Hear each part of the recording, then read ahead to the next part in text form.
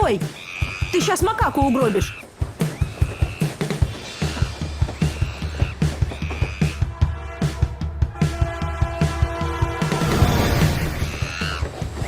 Животное, ты только держись!